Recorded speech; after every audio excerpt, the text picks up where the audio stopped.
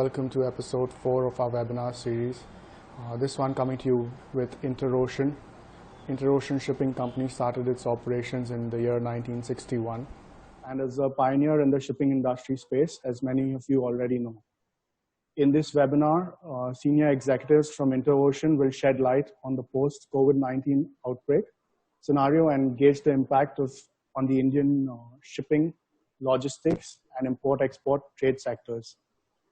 Let me first introduce our esteemed panel to you. Our guest speaker for this session is Mr. Ravi Chopra. He's Director, Interocean Group.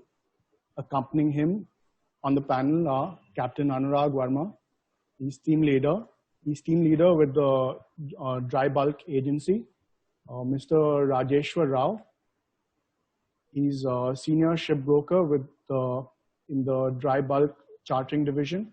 And Mr. Ankit Oberoi, also senior shipbroker in the Dry Bulk Chartering Division. Welcome all. Thank you. Yeah, thank you. Thank you so much. Thank you, and namaskar to all our viewers. Okay, I'm going to give a bit of a backdrop before we commence with the presentation from Interocean.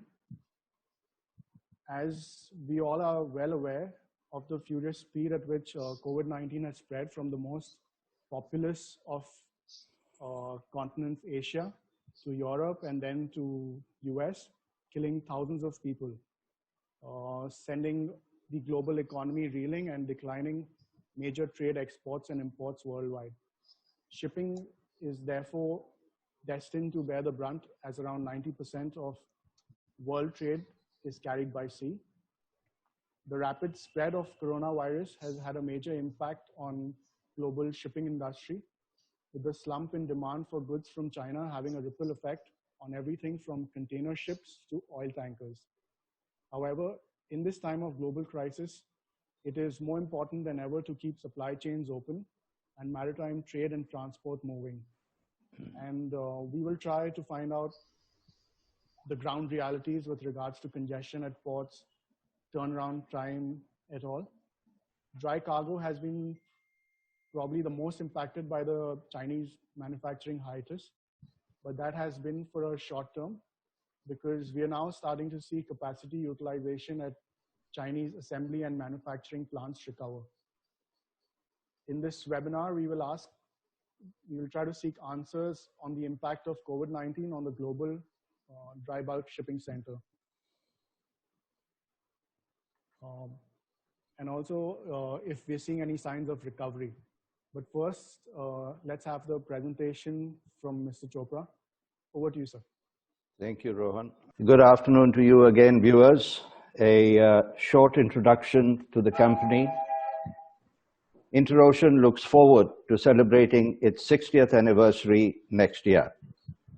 The group has continually been reinvesting and expanding the bouquet of services that it offers to the industry, which today encompasses ship chartering for dry, tankers and gas vessels, port agencies, surveys, ship sales for demolition included, supply of ship spares, research reports, et al. The only shipbroking company to be a panelist with the Baltic Exchange.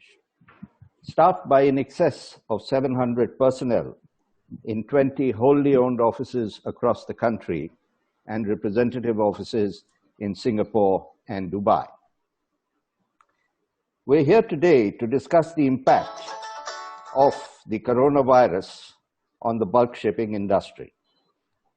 As we all know, the pandemic started from China, and it took about 3 months before it hit India. Started in China, November 2019, took about 3 months before it really hit India. Initially, the danger from this virus was not looking so menacing. But with the passing of weeks, it evolved into a pandemic which has affected almost everybody in the world, including our country. To contain the virus, our Prime Minister declared the lockdown for 21 days, starting from the 25th of March. And this was subsequently extended to the 3rd of May. Let's have a look at the impact that it has had and is having on the industry. When our government declared an immediate lockdown of the country, most plants and factories followed the instructions given by the authorities, and as a result, almost all production activity, particularly of non-essential items, came to a standstill. Due to the shutdown of the industry, the power demand got drastically reduced and has gone down by about 30%. Hence, the power price on the Indian Energy Exchange is dropping from rupees 2816, rupees 2,816 a megawatt on the 19th of March 2020 to about 2,490 per megawatt as on the 18th of April 2020. Due to the lockdown, all trading activities got stalled. Since there's no demand from the plants, the movement of cargo from ports into ports has come down drastically. Cargo offtake from the plants and from the ports has taken a hit, especially where there was a large dependence on road transport. As per reports, there are about more than 350,000 trucks that are stuck on the highways. Traders are concerned about recoveries from these plants, which will now become difficult because the plants have shut down their activities.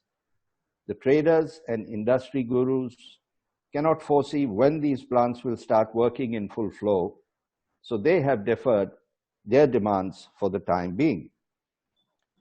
Due to rising inventories and falling demand from many industries such as sponge iron and the steel mills, orders for raw material which were planned for the months of April and May were cancelled.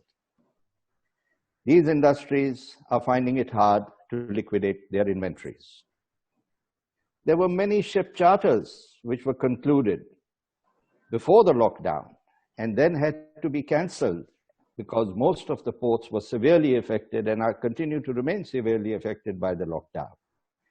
We've also seen that due to the force majeure declared by certain ports, ships which were in transit were diverted to alternative ports as a desperate measure.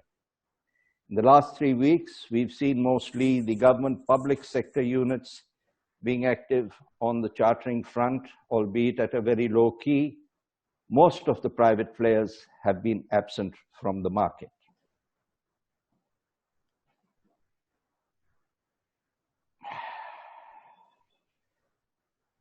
We had been witnessing rising stocks in coal from March at the ports. However, this showed some improvement from mid-April onwards, when transport from and to the ports was relatively better. There are several problems which are being faced at the ports. Labor. Most port-based daily wage laborers have already returned to their villages, or at any rate are trying to do so. Availability of a very limited workforce at the ports prevails.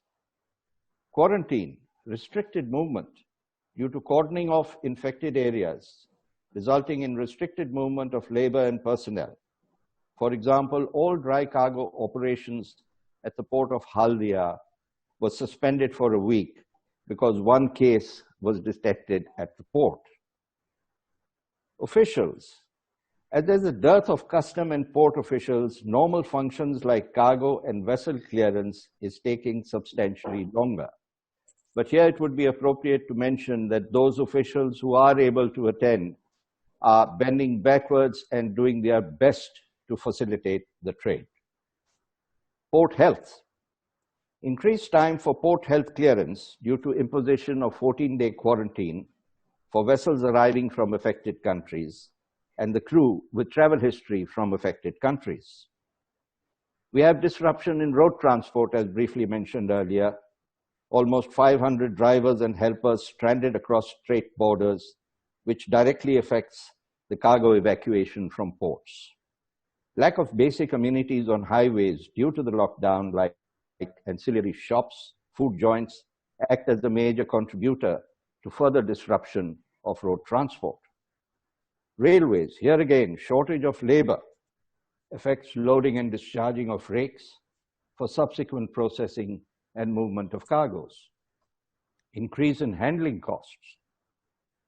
Due to additional safety requirements for boarding vessels and handling of cargo, such as COVID prevention kits, traveling, and in some cases, food costs for all involved staff as well. Since chartering activity has greatly reduced, there has been minimal impact of vessel turnaround at the ports. And the only scenario that might compound delays at the ports is if the situation persists and labor availability further deteriorates. In spite of the government opening up the transportation of cargo, the ports may then get choked in the time to come. Here's a brief depiction covering almost all the ports where bulk commodities are being handled. Some ports, as I mentioned, have called in force majeure conditions, but at all ports, operations are slow, sluggish, and hampered due to a variety of reasons. The team would be happy to answer any specific questions with regard to any particular port that you might have during the interactive session. The impact on the freight market. Due to the fall in trade, we're not seeing many charterers, as I've already mentioned. It's largely the public sector units, and I'm talking about India-centric trade. And as a result of which, the demand for tonnage has gone down, resulting in a fall in freight rates. Due to the continuous production of crude oil by OPEC countries, combined with reduced demand in the shipping industry, at last reports, the VLSFO rates have fallen from US dollars 549 on the 3rd of February 2020 to about US dollars 228 yesterday. There are very few cargoes, largely on account of government accounts, public sector units, and here also we are seeing reduced participation of foreign ship owners. Because of the force majeure and uncertain operating conditions at Indian ports, very few owners are really actively considering coming to Indian ports. We can see the steep fall in the Baltic Index route S8 from 5436 on the 20th of March 2020 to 2625 on the 22nd of April 2020 for the Supramax Indonesia East Coast India trade route. We see a similar trend in other routes as well, Australia, India, US East Coast India. This observation is basis coal cargoes coming to India.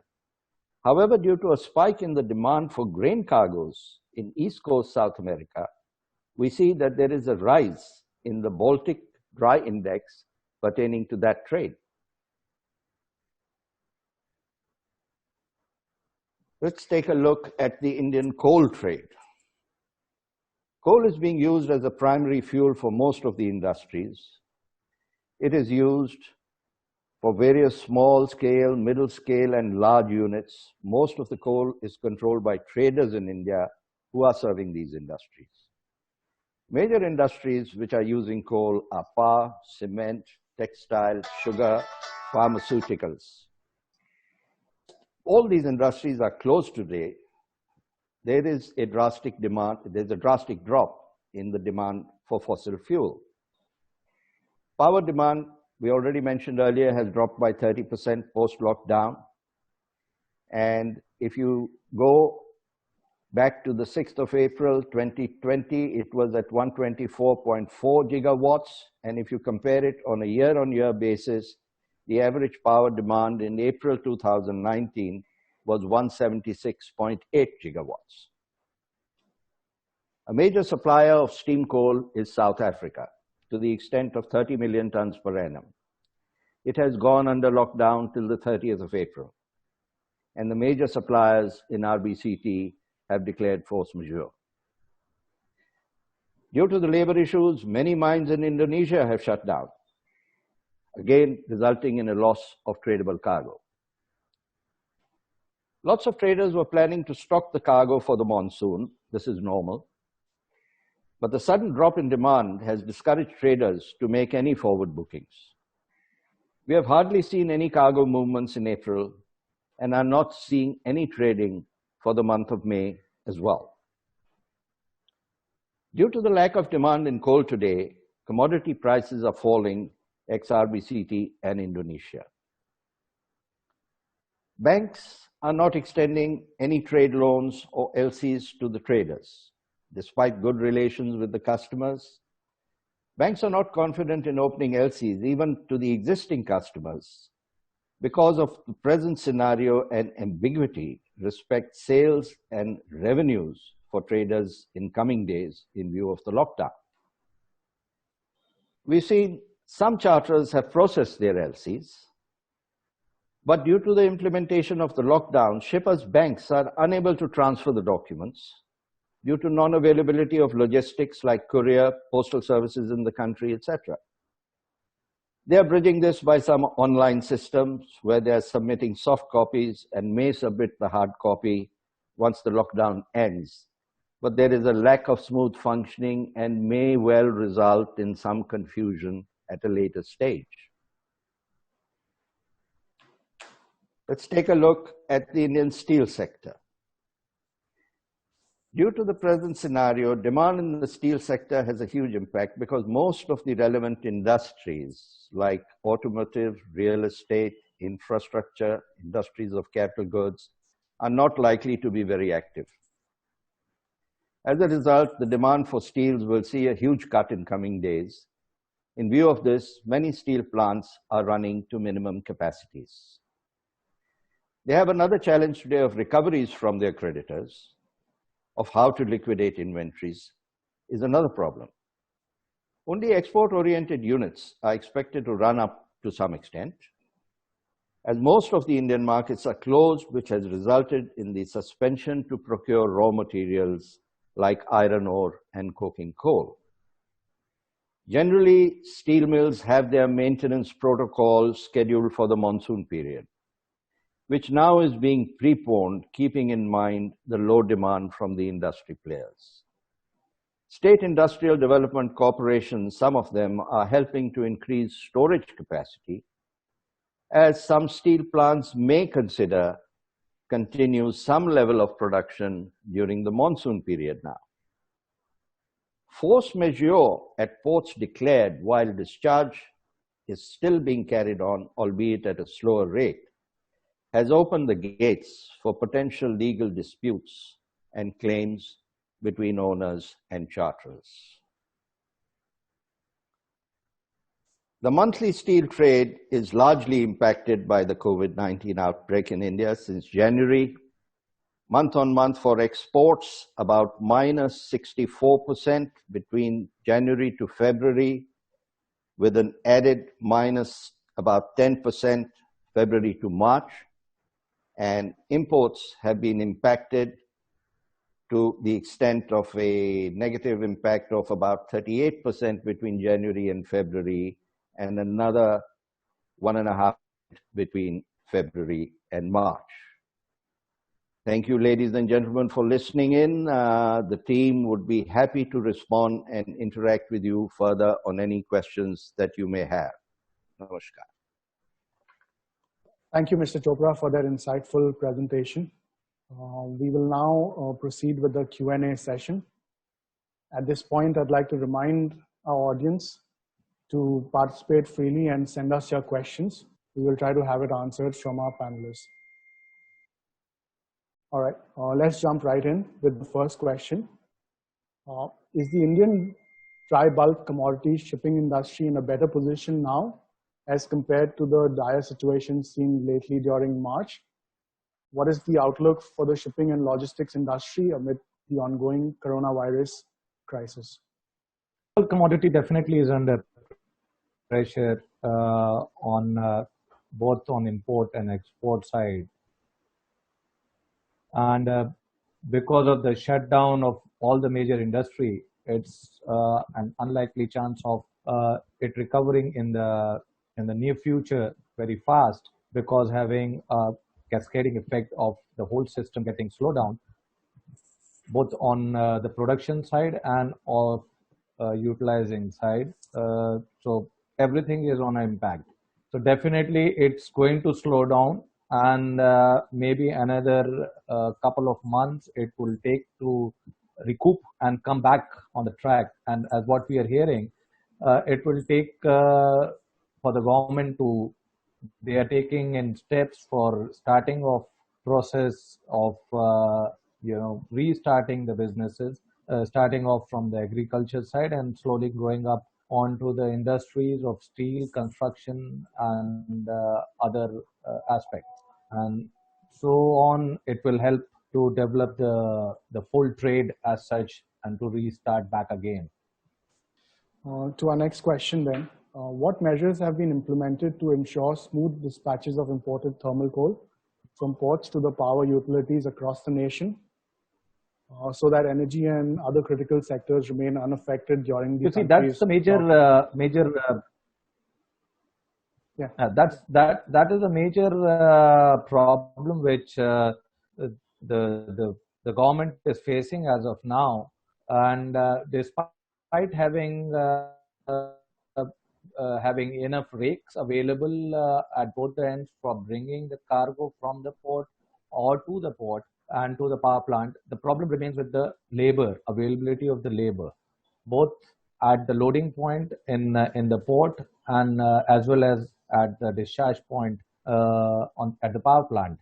So because the labor is under lockdown and the movement of the labor is not very free and the availability of labor is not very good, it is on a slowdown. They have gradually given passes and given passes for the truck movements, allowed brought this in shipping sector into essential services, and allowing a lot of people to move around associated with the shipping industry to move freely. But still, it is going to take a bit of time, maybe another week or so, for things to fall in line.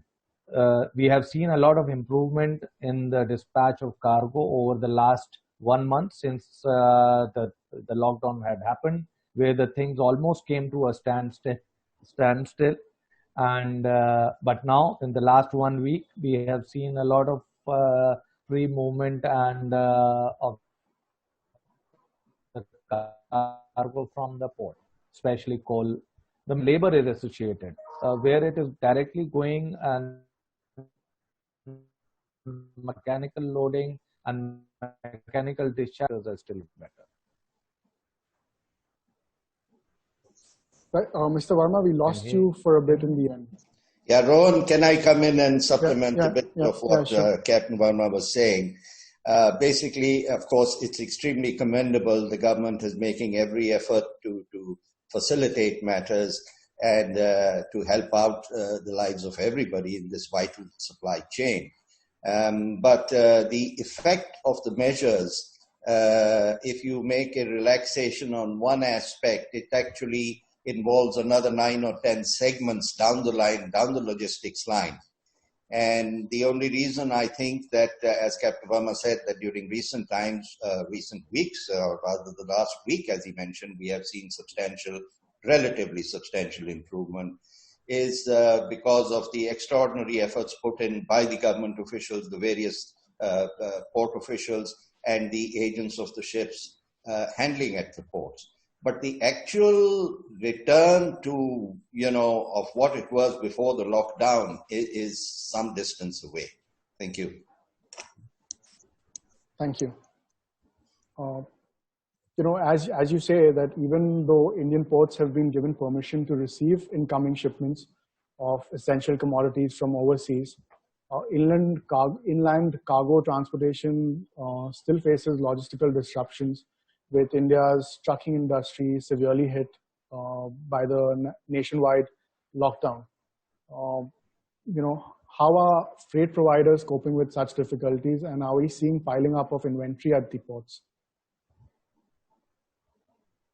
Right, as we just discussed, before, and as rightly highlighted by Mr. Ravi Chopra also in the presentation, there are a lot of trucks which are stuck because of non-availability of associated services with them. It's not only that they were not allowed, but the breakdown of the trucks or breakdown of this the machinery, and there's nobody to repair it. So that part has also been closely looked in by the government, and in the latest uh, circular which they have come out with, they have asked the associated services also to open up. So that is going to help quite a bit.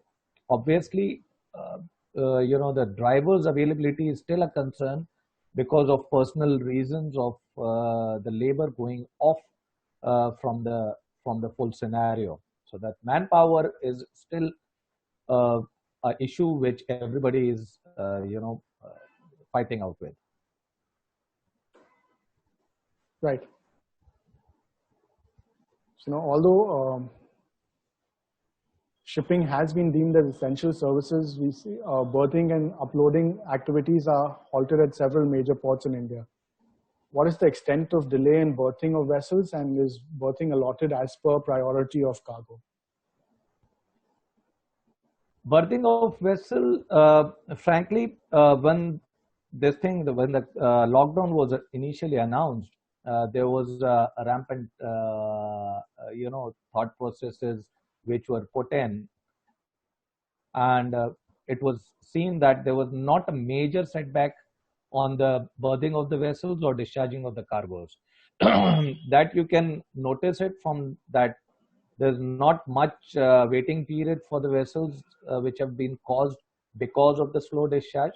Yes, the discharge has been a bit slow, but that has not caused a major backlog on the shipping movement in the port.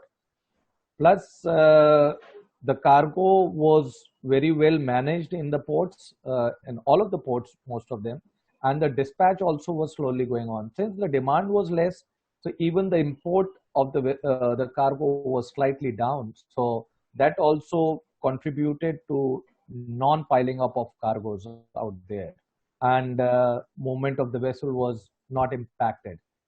So despite some of the ports which have gone in for declaring the force measure, but still in overall scenario, there had not been major impact except some ports like Mr. Ravi Chopra had highlighted in Haldia, where the one of the operators, crane operators, was detected with a COVID infection, COVID-19 infection, and because of which there was a shutdown for the port for a little while to sanitize the port.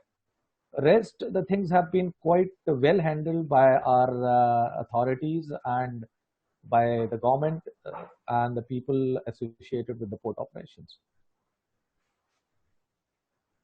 Right.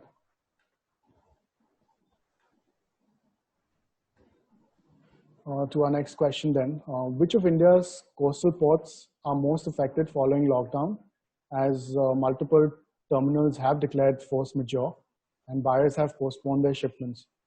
Which Indian, and also if you could tell us which Indian ports are still managing to function with minimal disruptions? Minimum disruptions, labor issue is the only issue which is which is there in forefront with all the ports as such as of now, and that is one. And the second aspect which everybody is is finding difficult is movement of the trucks from the port. These are the two major aspects which I think all the ports are going through. As far as your question of who's going having minimum, it's difficult to say, because as of now everybody is doing their bit and doing their maximum to move the cargo out from the port. Even ports are issuing letters to to the the port operators out there to pick up the cargo and move, and they are also providing extra spaces for those for the importers or for the exporters who are not able to move the cargo. So it's either way, they are helping out. The government is reaching out to the industry and helping them out to maintain the flow of the cargo. The railway rakes is not much of a problem, as I told earlier. So ports are dispatching goods, ports are discharging cargoes, ports are doing things with minimum impact, even in present scenario, even when it was at peak. Most of the ports.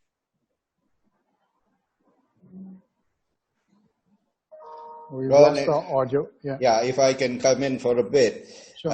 To answer your questions, on a macro basis, practically all the ports are affected. True that not all of them have declared force majeure, but all ports are affected. Shipping industry by its very nature is very adaptive and very flexible. And I don't know if you're aware, but in the last 10 odd years, the industry has seen such ups and downs requiring a massive amount of adjustments. So this present scenario, of course, never seen like this before. But everybody connected with the trade, connected with the shipping industry, connected with the ports, whether it's the customs, the port officials, the health officials, the port agents, the ship owners, is extending maximum flexibility in these extenuating circumstances to keep matters moving, ably supported by measures the government is trying to bring in to facilitate matters. But on a macro basis, every port in the country is affected, Rohan. Right. And if you ask that, when and how is this going to be assuaged? Well, as you know, it's a day-to-day scenario. It's evolving day-to-day, minute-to-minute, and one has absolutely no idea as to whether it's going to be, assuaged in the near future, or whether we are going to have to fight it out a little bit longer under restrictions with limited exemptions. So all I would like to say and assure everybody really is that the industry is doing its maximum together with the support from the government to facilitate matters. And, on the 21st of April, the Ministry of Shipping notified all Indian ports to give exemption for various charges. Could this be counterproductive, as companies could delay taking their cargo and strangle operations at port? Also, what, in your opinion, will it take for the sector to find its feet, and will we see any significant improvements in May? Well, again, it's a catch-22 situation. I mean, I don't think that anybody in this country is polarized at the moment. We are all in this big battle together. So I don't think it'll be anybody who would be trying to make things difficult for the port by not clearing their cargoes if they could. I'm sure all consignees would clear their cargo if they could. If they have problems, that's different. The port officials have already gone out to, extend whatever assistance they can. When it will resort or when it will be eased out is very difficult to say. But let's assume that the present facilitation and relaxations that are there continue and get magnified into the logistics chain down line, as Captain Verma was mentioning, you need labor, you need the trucks, you need a labor force which has gone off to the villages to actually return and get back into working condition. So if all that happens, albeit slowly, we can hope for a progressive improvement in coming months. If it doesn't happen, then as you said, it could work the other way. And if there is a deterioration in the labor availability, then the ports could get choked. Sure. I mean, this has already happened, although it's not with bulk shipping, but I know that on the container side, the ports are choked. They have, I believe, close to 100,000 TEU, which was stuck at JNPT, and another 50,000 TEU of Chennai. But again, the infrastructure, the government facilitated, the railways offered free floating, carrying containers free of cost, keeping them on board the rakes for a little bit of time. So it really depends. I mean, if people take their clearances, everything can work fine. If not, there is a danger of the ports getting choked. Right, thanks.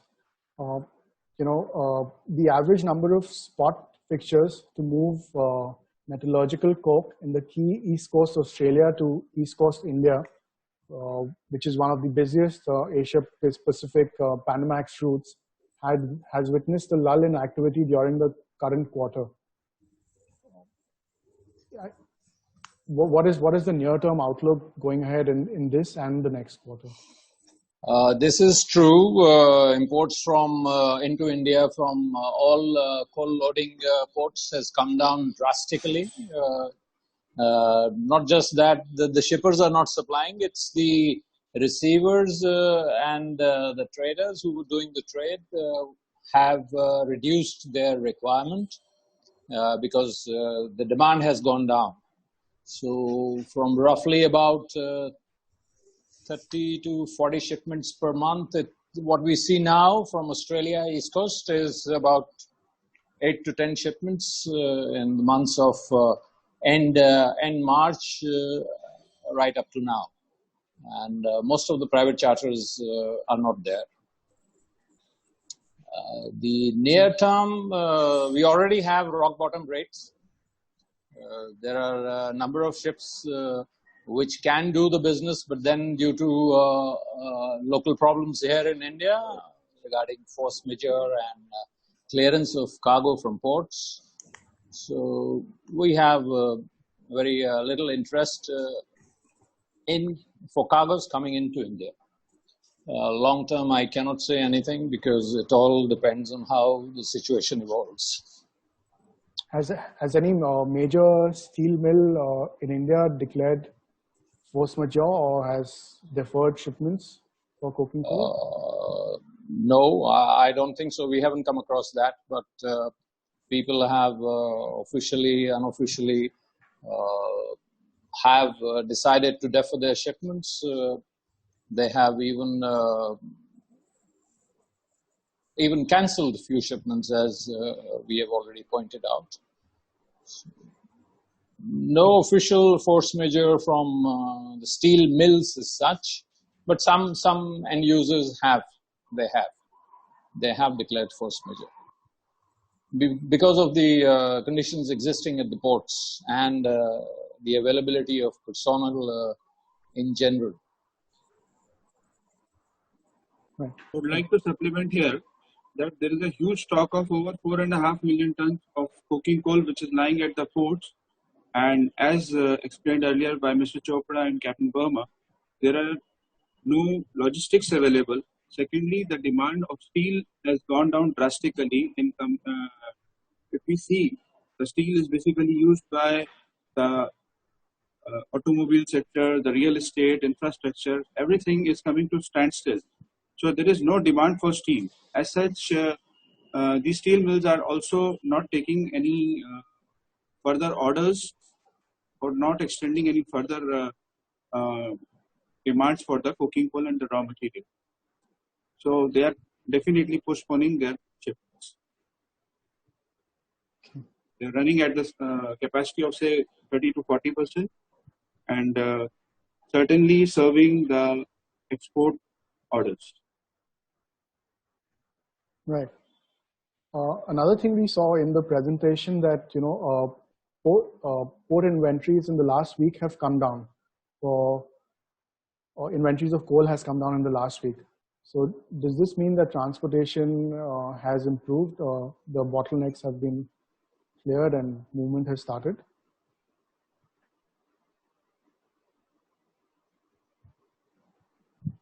Mr. Chopra, if you could take that. There was, relatively speaking, an improvement in the transportation to and from the ports, and that's why, as we mentioned, that although in March we saw a lot of stockpiling, it was better from mid-April, which is just a week back. We hope that this will continue and that the amount of takeoff that is there would be additional labor and trucks and the logistics chain improving down line. But at the moment, yes, there has been a relative improvement. Captain Verma, am I right? That's right, sir. As I mentioned earlier also, and as rightly said by Mr. Ravi Chopra, that the government is also pushing in the movement of the labor in and around the port, is also being given special passes, and they have authorized the port to work on an issuing of these passes. So the laborers who are fixed and are they are working with the port and the associated trucks and the discharging of the cargo, they are being given special passes so that they can move easily. That has helped in the last week in seeing the things being moved in a better way. And an anticipation of by end of this month things improving and slowly the system coming back in line. The people have also, the industries have also started moving their cargoes to their plant. And it's not only in the port, in and around the port, the labor availability has become better, even in the smaller district level and on the mine sites also. We have heard that there has been an improvement on the labor availability. Sure, right. One last question from me before we start taking in questions from the audience. This question's on freight rates. Can we expect further downfall in bulk vessel freight rates amid plunging spot activity in the Asia Pacific Panamax market for shipping dry bulk commodities that has recently hit over a 2-year low? Yeah, actually, historically speaking, there have been fixtures at $0 levels. So we haven't reached that. So there is a scope for the market to go down further. But whether it will, it all depends on how the COVID-19 is going to chase us. If the demand doesn't change, it goes further down, you can expect the rates to fall. And if the demand, usually after a shortage, the demand usually rises. So it's difficult to say what will happen. We have to wait and watch. We have to wait till post-COVID situation, which is far away. Which is far away. Right. Yeah. So let's just start taking questions from the audience then. This first question hasn't mentioned. Okay, which are the countries from where cargo is coming in most during this time? Where are we seeing maximum cargoes coming in from? If we talk about the coal as a commodity, we are importing from US East Coast, South Africa, Australia, Indonesia. They are the major suppliers of coal into India. We are hardly seeing any coming into India from Indonesia. The reason being, there is one quarantine condition which is implemented by the ports, and the supply of the coal which is affected from port to the plants. So we are not seeing many cargoes coming from Indonesia. As far as Australian coal is concerned, as discussed by Mr. Chopra, we have seen only the public sector undertakings which are in the market, which were in the market last 1 month, with very few cargoes. As far as RBCT is concerned, there was some cargo movement to the extent the cargo was lying at the port. But now we understand the volume of cargo available at port has gone down. Since the South Africa is in shutdown till 30th of April, we will see how long the Transnet, the railway network of South Africa, will take to revive. Other than that, I would like to add here that there are a lot of issues which are actually discouraging the traders to import or do something to bring the cargoes. They are facing a lot of cash flows issues, lot of coal which was lying at the port. Today, for example, if we talk about the RBCT coal, which arrived around end of the March, which must have fixed, I think, around the early March. It was around say $80 CFR. Today the rate is around $36, $37. So there is a huge difference between the price. So no traders, no stock and sale players are actually interested to venture into further buying the coal. We are also seeing the similar trends on the other routes also. So there is actually a huge fall in the coal import activity, which we have witnessed in last 1 month. Right. There's another question that's come in by the person's not named himself. He's asking, that we've heard Chinese importing a lot of cargoes like pellets, steel, billets from India. Has it impacted bulk freight rates?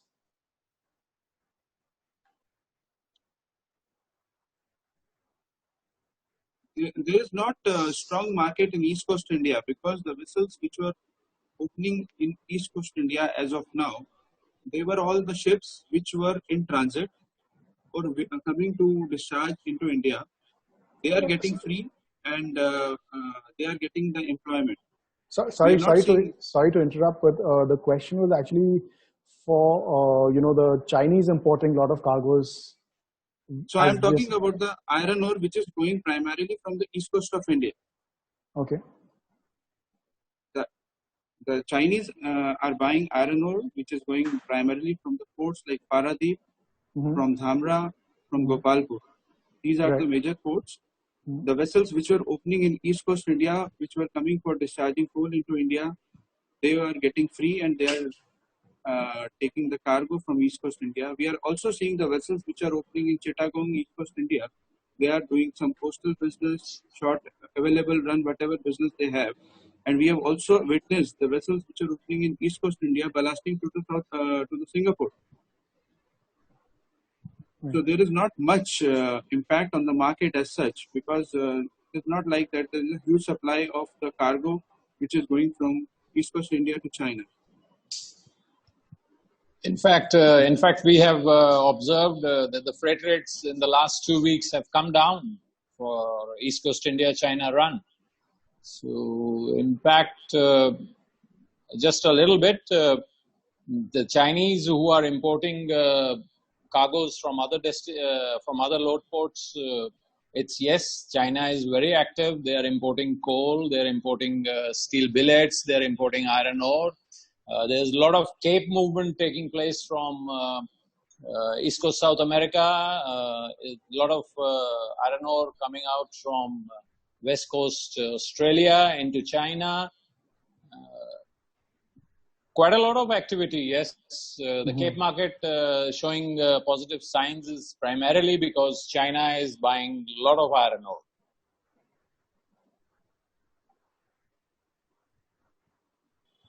Right.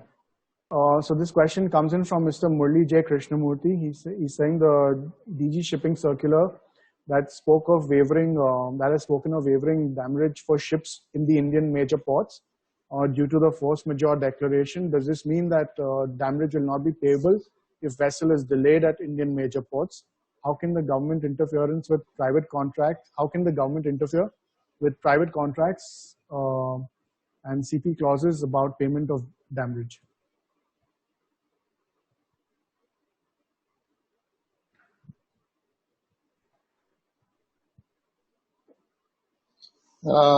No, I don't think anybody will interfere with the bulk ships. It's the DG shipping circular which has come out is primarily addressing the container trade, not the bulk trade, as far as I know. Right. Our next question is from Mr. Anurag Kejriwal. He asks, what precautions do you suggest should charterers take during these tumultuous times while fixing vessels?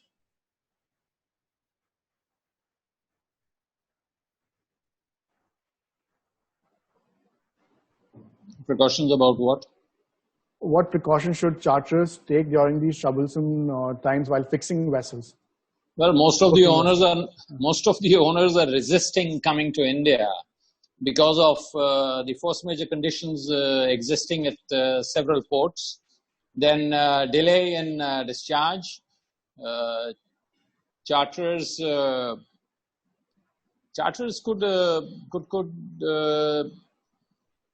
sort of safeguard their interest by putting in appropriate clauses in the charter party. Charter parties clauses like which could put the responsibility of the COVID-19 disruptions onto the owners. If the owners agree, then the charters are safeguarded.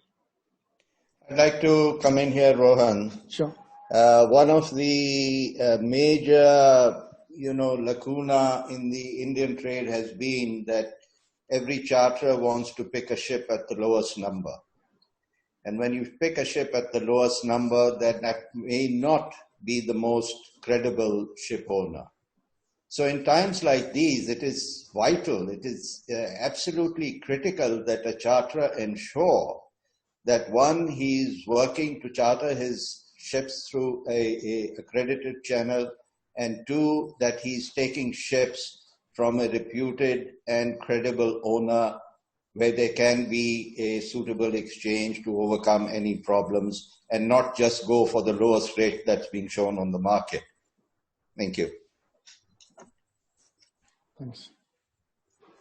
That is true. That is true. But most of the numbers which the Indian charters look at is the lowest. Their own economies don't allow for them to pay higher freights to owners who might be super first class. But we haven't come across many fixtures which could have been compromised because of conditions existing in India from the owner's side. Most of the fixtures which were cancelled or which were postponed were from the charter's side in India. Right. I think that answers Mr. Kejriwal's question. Our next question is from Mr. Sesi Mulai. I'm not sure if I've pronounced your name correctly, but when can we expect some normalcy in terms of movement of cargo? First, the recovery, which would be catching up with existing orders and then moving to new orders.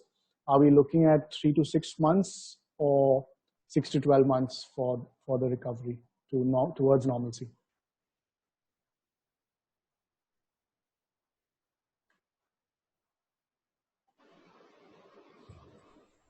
If you're optimistic, you look at 3 to 6 months. And if you want to be really, really realistic, then you have to wait. You have to wait and see. Because the situation is such that it cannot be repaired, let's say, in 1 week or 2 weeks. Labor who has left will decide on their own when they have to return, in spite of various policies being brought in by the government. So we have to wait and see, really. Right. The next there question is a new definition of normal new life. Which is? I think we lost the audio there again. Hello? Can you hear me? Yeah, I can hear you now. I would like to say that there is a new definition of normal new life. Mm-hmm.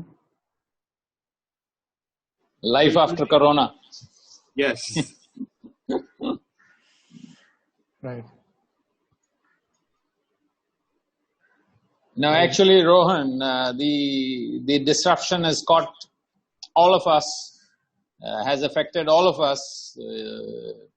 So we really don't know what's the answer, because it's a situation which can change overnight. It can change after a week. It can change after 10 days. So we really don't know. We have to wait and watch. That's all I can say. Right. The next question we can take is from Mr. Vipin Mittal. He asks, what is the Q2 scenario in terms of demand and supply? Will June to August be at 30% utilization as compared to last year? I think he needs to say.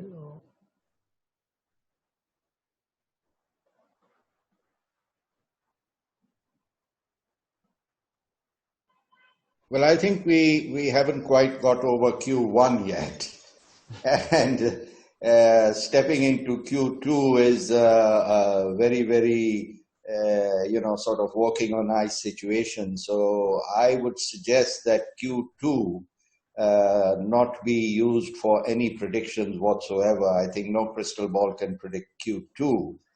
But hazarding a guess and judging by what's been happening around the world, including in China, where the virus originated from, I would say that Q3 might perhaps see enhanced activity. It's not going to see a complete absence of the virus. There will still be precautions which would have to be taken. But I would say that Q3 onwards, perhaps, in my opinion, we would see increased activity, albeit with some limitations and health precautions that may have to be taken. Right. Mr. Chopra, the next question has been directed towards you specifically, and this is from Mr. Arjun Banerjee. His question is, what's the impact of ship recycling? Is it the end of life for the end of life ships being sold? Shipping is, I think, perhaps one of the most volatile industries, very, very cyclical. And ever since I can remember, it has had innumerable number of, crashes, so to speak. And if you treat the present situation, this is a crash as well. It has always come out. It's a lifeline for the entire world to be connected in the supply chain logistics. I don't believe it's the end of the world for anything. I believe that, as I said, I'm hopeful that third quarter onwards, all aspects would be rejuvenated to some extent. And people who have older ships, which are well maintained, are still able to run them and still able to offer competitive freights. They will continue to do so. There are classification societies which make sure that these ships are viable. And again, as I said, that if you're dealing with a reputable owner and you're working through a correct channel, you could always be assured of a certain qualitative result in the kind of ship that you get. So recycling will continue for sure. I mean, it cannot come to a complete stop, but neither is it going to be a case that, well, all ships go for the scrapyard. Right. Our next question is from Mr. Mihir Panchal. He asks, what is the freight numbers your team foresees as a new normal for the routes between Kalimantan to East Coast and West Coast India, basis geared Supramax? We can give you the ballpark figure today, but that may change with change of the variables every minute, every hour. We can guide you, I think, for a Supramax East Kalimantan to East Coast India, say Paradeep, the freight should be somewhere around $6, less than 6. Right. That answers it. Our next question is from Ms. Deepika Mukherjee. She's asking, again, she's asked Mr. Chopra specifically. She says, Mr. Chopra mentioned that various charters have been cancelled. Various charters have been cancelled. As a result of this, what are the kind of losses the freight market has incurred on account of the pandemic? And what is the tonnage volume that has been hit since when exactly till now? And since when exactly till now, what is the share of the coal and iron ore in this quantum? Well, we'd be happy to provide you separately the full statistics because I very obviously don't have them off the cuff, but we'd be happy to provide them to you should you require them. Our research department would be delighted to be in touch with you. Thank you. Right, and you can always visit SteelMint as well for your import-export numbers. Next question is from Mr. Anirban Fukan. He asks, how do you see the freight market in the coming months with the movement of bulk commodities slowing down? what kind of percentage drop can be anticipated? So we are already seeing the drop of almost like 10 to 20% on different foods. And if the market will keep on going downward, maybe we may see further fall. We are already seeing that there is a huge fall in the bunker prices. It is almost around $200 at Singapore. But it all depends on the market demand and supply. We are not seeing any forcing. We are not forcing any demand right now. Maybe another 15-20% if all goes like this. Right. Our next question is from Mr. Rakesh Singh. He asks how to deal with laytime disputes arising due to force majeure declared by port and continuing operation at ports at lower performance because owners are not accepting force majeure.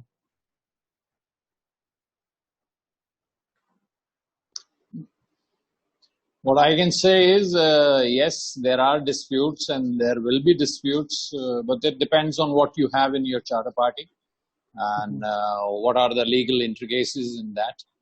So we have to discuss that with the legal team. I mean, offhand, I can say is if you have protective clauses regarding force majeure, then you have some scope of going ahead with getting the time used waivers, but if not, then one has to go. I mean, one has to see the charter party to really comment. Ron, to supplement what Mr. Rao is saying, accidentally I happen to be interacting with some members of the legal fraternity, and obviously not just shipping, but all industries are concerned about force majeure, which has been declared in various other industries also. And there is a difference between a force majeure situation and a disruption of operations, as they say, from a legal standpoint. So how it is going to be interpreted legally is very difficult to say right now. Right. And what if any specific agreement does not contain the force majeure clause? This is a question by Mr. Somyajit Mitra. Then you have a problem, I believe, from the inputs I've had from our legal colleagues, offhand discussions, that a contract which doesn't have a force majeure clause, we were talking about non-shipping activities, but a contract which does not have a force majeure clause could have a problem. Right. This question comes from Mr. Mitra again, and he's asking, given the shortage of labor and manpower and the transportation problems, are all the ports in India still functional? Yes, as I told before also, the ports are functioning. There's no port which has called for a shutdown or told a shutdown. But even the ones who have declared force majeure, they are functioning and the cargo operation is on. So despite the labor issues, the manpower issues, the transportation issues, the ports are functioning.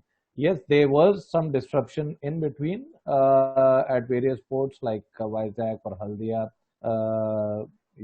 where they were because of the labor problems. And but now the things are normal, almost back to normal as far as the functioning is concerned. Like Haldia, it was, I told you, a couple of days, the port was all dry bulk section was almost shut down. And same, so there was a problem in Vizag where they were having labor issues, and they were allowing only mechanical movement of the cargo. But now the things are almost back to normal. Of course, the discharge rate is slightly impacted just to cover up on the gap between the clearance of the cargo and discharge of the cargo. Right. Our next question is from Mr. Aman G. Bilani. He's from Axis Banking. He's asking to compare the activities in April versus March, and what would be the overall decline in uh, operations at ports, and what is the change of coking coal stock at ports as compared to April versus March, and is coking coal moving out of ports? Yes, as we have already seen in the slide before, we have already shown the coking coal stock position, and details can definitely be taken from us from our research team. We can always provide that. And again, as I said before, it's not that coking coal is also moving out. It's not that they are not, but recently in the last week, it has seen a better movement than what it had seen in the previous and the weeks before that. So slight improvement is there on that part. Right. Our next question is from Mr. Akshay Rao. He asks, do you see a chance that ports may reduce their terminal handling charges in the near future to promote exports? I won't say that, because lately some of the government ports have come up with increment of about 1.88%. At the port of Paradeep, they have come with an increment of 1.88%, which is effective from 1st of May.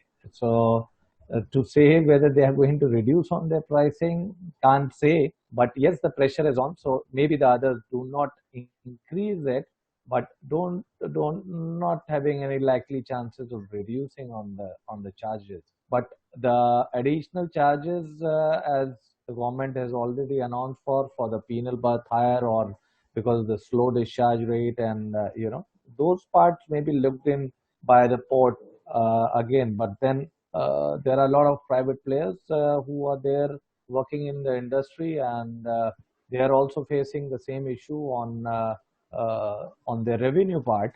So it will be interesting to see how they will react in comparison to the government ports in the coming time.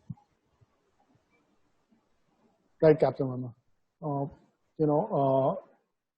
The next question is from an anonymous attendee. He asks, in yesterday's statement by WHO, it was stated that the world may see similar situations in the future. What advanced measures will the shipping, logistics, and transport industry take so as to control minimum damage and losses?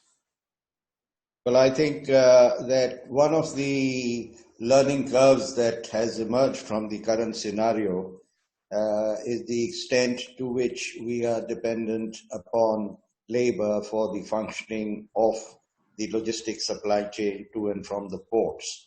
And it may well be that although people are seeking a reduction from the ports may decide to enhance their charges in order to go in for more automation. Because the way forward in the future is automation and less reliance on manual labor. So I guess this is a learning curve which I'm sure that the industry across the board is taking cognizance of and will apply in times to come in every sector. Right. Our next question is from Mr. Tiwari. He's asking specifically for Mozambique. He says, ports of Mozambique like Maputo and Matola are still operative for coal, while at the same time, WHO has confirmed 28 positive cases of COVID-19 in Mozambique. In India, 26 Navy personnel are isolated. How do you see the scenario shaping up, and how sensitive is the issue as far as Mozambique is concerned?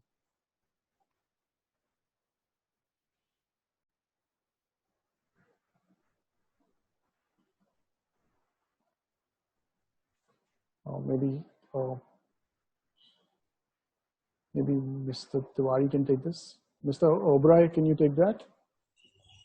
Yes, I think there are cases which we are seeing at various load ports, like you mentioned about Mozambique. Unfortunately, our Navy personnel are also COVID So we're losing Future your audio. Hello, can you hear me? Yeah, we can hear you now. See, we all are struggling right now. Our government machinery, everything, everybody is working to control. I think all the world is working on this.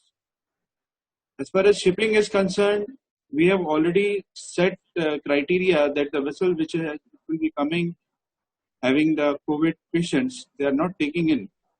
You have to quarantine and all those conditions the ships have to follow. As far as the Indian ports are concerned, we are taking immense measures, whatever best can be done, as far as our government is taking care of.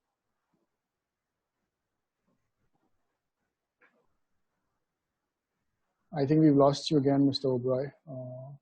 The audio's gone Hello? again. I think what Ankit said was that there are strict regulations in place in India, as we mentioned, with regard to quarantine of vessels which are coming from affected areas or crew which have travel history to affected areas. I'm not very much aware on the Mozambique situation. Perhaps one of my colleagues might be so.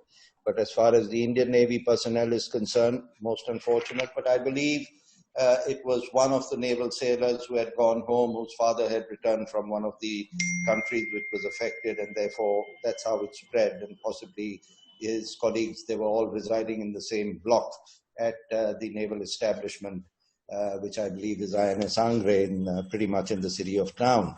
But they don't have any exposure to the commercial trade.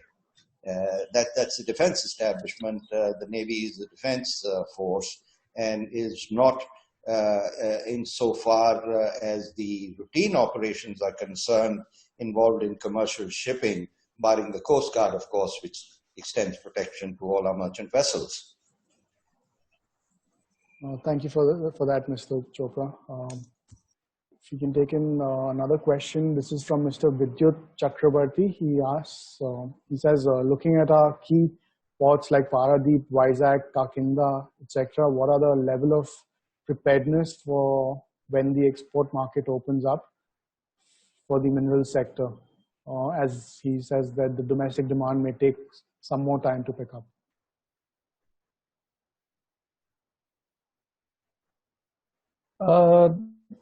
Regarding the ports preparedness, I think he is mentioning about, towards how much space availability or, they are looking at. So as of now, all these ports, definitely in the coming times, if the situation remains like this and the evacuation still remains slow, they may see a situation where the ports start facing problems on storage area availability.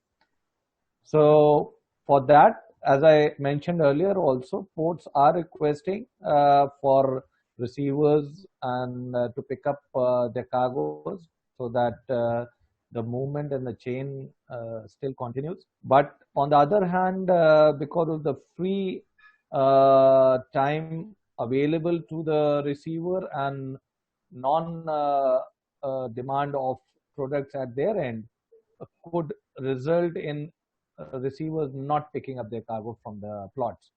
So that may create a situation in the coming days. But definitely the port is trying their best to clear the cargo and provide the laborers, and the receivers are indenting rakes at various ports to move the cargo. So it's like that's the basic thing for the ports to pick up new plot areas in and around the port. We haven't seen or heard of as of now, but I think maybe that might be on the cards with the ports. Right. Next is a comment from Mr. Anurag Kejriwal. He says, I fully accept what Mr. Ravi Chopra has said. We should only charter from reputed owners. That's for you, Mr. Chopra. Thank you, Mr. Kejriwal. Next question is from Mr. Shankar. For First is a comment and then a question. His comment is that DG shipping notifications could have been more lucid about whether it applies to tankers or to bulkers or to container ships. And his question is, given the drop in ships and cargo coming to India, shouldn't freight rates and cargo rates instead increase? Well, not really. They have, according to the information we received, been almost on the container side 400 blank sailings out of India. So if you have ships idling with no cargo available, and if an owner is going to mitigate his losses, he's not going to be in a position to hold any shipper to ransom on the freight. He will take what freight he gets to wherever he wants to take the ship, maybe for dry docking or maybe to his home port. He has to repatriate crew. Crew can't be repatriated by air these days. There are no flights operating. So everybody is taking the easiest channel out. I don't think there is any bargaining on freight that is possible at this stage. My colleagues have pointed out earlier, across the board, freights are dropping. Historically, we've seen zero freight fixtures. Recently, we've seen oil at $0 a barrel as well. But we've been above that as things stand right now. So no, I don't think that there would be an increase in freight rates. He wants to know what are the challenges being faced by the shipping and domestic logistics industry, and when could these challenges be overcome? How much time would it take for this? Well, the challenges are as they are as on date today, as we have already enumerated in the presentation. The import-export activity of bulk cargo is at a very low ebb. The clearance of cargo from the ports, operations at the ports, the entire logistics is upset. This is going to be a challenge. As I mentioned earlier, that the largest segment appears to be manual labor, on which we have been totally dependent for in our logistics, and this will possibly be converted to a great amount of automation in the future.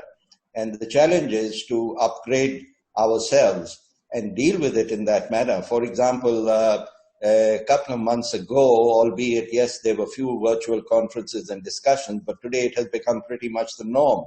So we are all adapting to whatever challenge comes to it. Man is a very flexible and innovative kind of human being. And whatever challenges come, we will face them. We will face the automations that are required. The government has been very proactive. And I'm sure that working in tandem and shoulder to shoulder, we will be able to overcome them. If one expects normalcy to come like a switch being turned on, that's not going to happen. We're going to have to learn to continue to live, like I said earlier, with additional precautionary measures. But operations has to carry on. Life, I believe, will most certainly carry on, and shipping most definitely so. Right. With those positive words, we would like to conclude this webinar.